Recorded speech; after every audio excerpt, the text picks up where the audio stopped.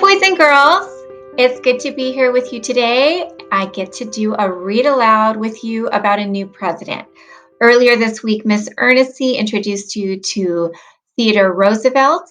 He was the 26th president of the United States. He also was the youngest president that we've had so far, and he was a very important president. What I'm excited about today's president is that it is a more recent president. You probably do not remember him, but when you were born, he was in office. And that is President Barack Obama. November 4th, 2008 was a day of celebration for many Americans. There were parties all across the United States. In Chicago, nearly 1 million people poured onto the streets. For them, it did not matter that it was cold nor that it was late at night. They had something big to celebrate.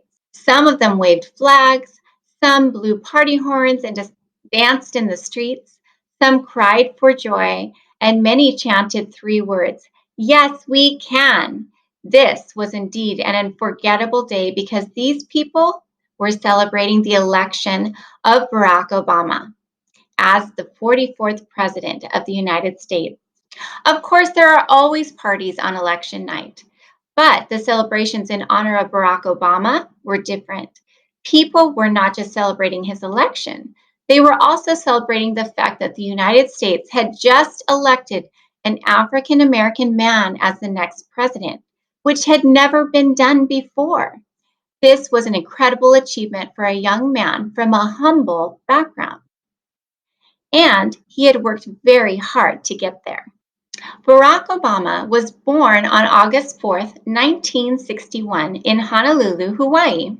His mother was from Kansas and his father was from Kenya. His parents met at the University of Hawaii. Shortly after, they were married. They had a son and named him Barack. When Barack was a baby, his father left Hawaii to study at Harvard University in Massachusetts. When Barack was 2 years old, his parents divorced. Not long after that, Barack's father moved back to Kenya. Barack was raised by his mother and his grandparents, who loved him very much. As a young boy, Barack missed his father very much and thought of him often. While Barack Obama was a child growing up in Hawaii, he loved to go to the beach. He loved to play with his friends, many of whom were from different parts of the world. For a while, he and his mom moved to Indonesia. Although this was an exciting time for young Barack, he also saw how hard life could be for some people. He began to wonder about how to make the world a fairer place. He began to dream about a better future for everyone. All his life, Barack had been told by his family that education was the most precious gift. Barack listened to these words and worked very hard in school. Barack received good grades and eventually went on to study at Columbia University and Harvard Law School. When Barack was 21 years old, his father had died. Barack was sad that he never really got to know his father.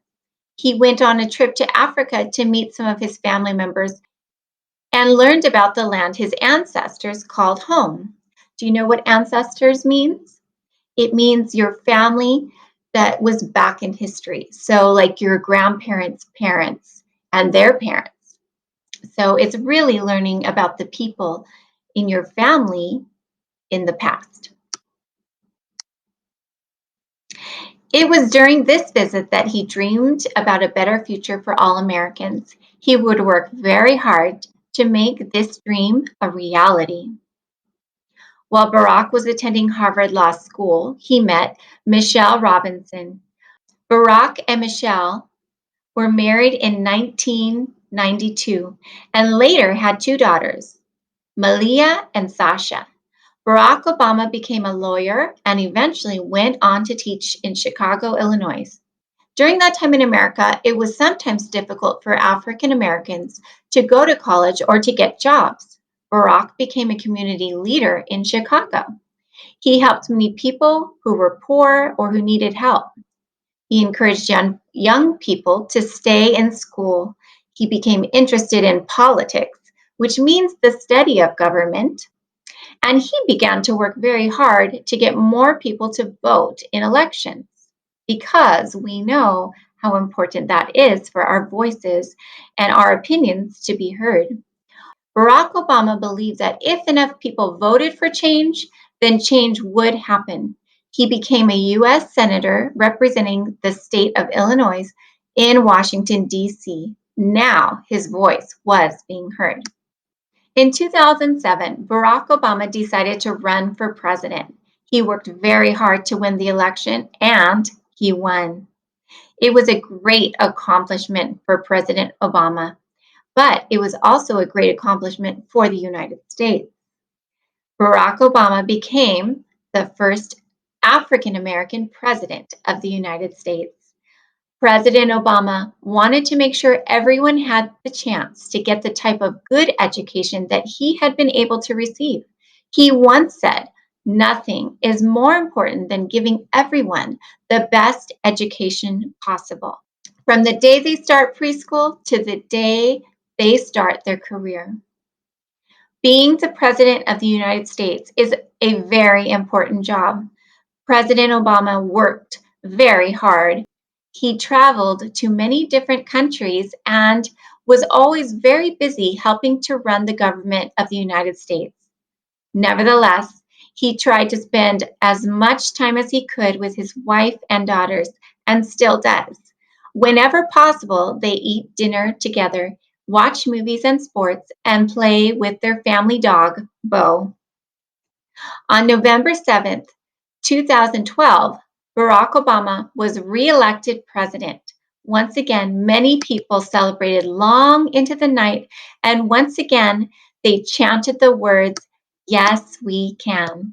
Okay, so before I end my video, I want you to think about some of the similarities that you can see between Barack Obama and the presidents from our history, and have a discussion about those similarities with your parents, as well as any differences that you see. Okay, I hope you enjoyed that, and we'll see you later. Bye-bye.